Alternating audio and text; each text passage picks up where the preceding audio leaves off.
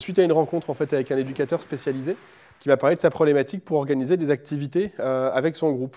Donc il y avait des personnes en handicap moteur, des personnes en handicap visuel.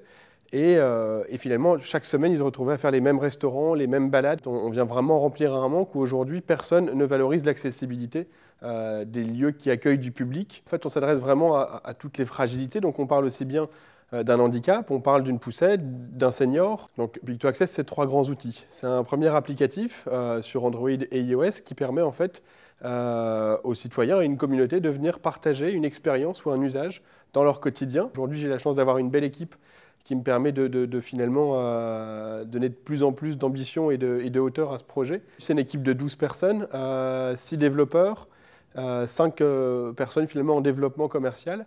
Et après, on a une personne en marketing qui vient nous faire du bruit autour de tout ce que l'on crée. Une start-up qui travaille sur des enjeux sociaux et sociétaux qui sont, somme toute, pas nouveaux, mais encore à évangéliser. Le problème aujourd'hui, en fait, c'est qu'il n'existe pas d'application qui permette de référencer l'accessibilité des lieux. Et là, c'est quelque chose de très ludique. Vous allez en fait pouvoir remonter via un code couleur le fait que vous puissiez accéder en toute autonomie à ce lieu, ou alors avec le besoin d'une personne, d'une tierce personne, ou alors un lieu qui n'est pas accessible tout simplement.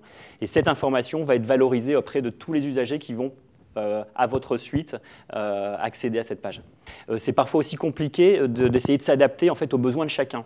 Et ce qu'on va faire, c'est vraiment ça. On va créer un canal de communication qui vont leur permettre de remonter les ressentis de chacun de ses clients.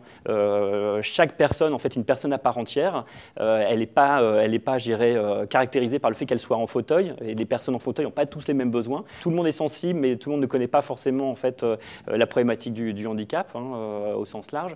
Donc, il s'agit en effet d'échanger, apporter des solutions et des services à tous les acteurs du territoire qui ont envie de faire avancer en fait, l'accessibilité dans la ville, au profit d'une société plus inclusive. Big2Access.fr et surtout télécharger l'appli. Voilà, il en va du rôle de chacun en effet de rendre accessibles tous les lieux.